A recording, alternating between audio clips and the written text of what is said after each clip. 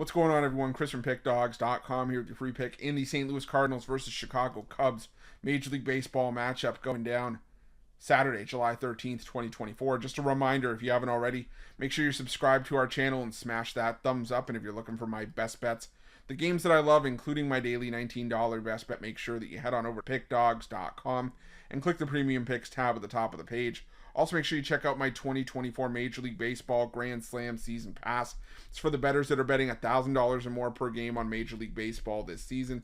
What it's going to get you access to is the weighting and rating of my plays for the first time. You're going to know where my biggest bets on the board are. It's also going to get you access to my Nerfies and Yerfies and my first 5 plays, as well as plays that I make throughout the day, based on things like line moves, money moves, pitching changes, and lineup changes. So if that sounds like something you're interested in, that's the kind of bankroll that you're working with, text Grand Slam to 443-780-5663, and we'll get you some more information.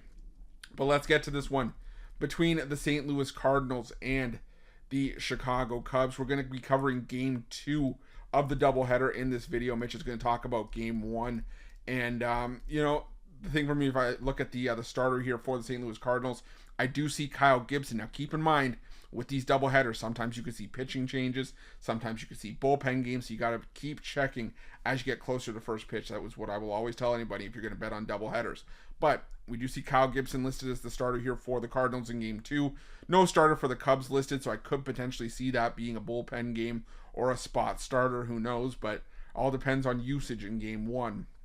But just taking and isolating Game 2, Kyle Gibson, he's been able to get the win in a couple of his recent starts. He picked up a pair of road wins over the Brewers, not over the Brewers, over the Nationals and the Pirates, but we've still seen him struggle in some of his recent starts. He's given up 11 runs in his last 3 starts, spanning just 14 innings of work, 3 or more runs allowed in 5 of his last 6 starts. Now, yeah, he's been going into the 5th and 6th inning in a lot of those outings, but still not ideal for Kyle Gibson. And Kyle Gibson in his career has had some issues against the Chicago Cubs. Now, he did pitch well against the Cubs back on June 14th. Ironically enough, the one good start sandwiched in those 6 starts where he gave up at least 3 runs. It was 7 innings, a 2-hit shutout ball at Wrigley Field, taking down the Cubs. But the Cubs are playing some decent baseball right now. They just swept the Baltimore Orioles. We'll have to see how Friday's series opener goes. And again, have to see how Game 1 goes. But they swept the Orioles on the road, took 2 of 3 from the Angels at home. They put up 10 runs in the series finale against the Philadelphia Phillies.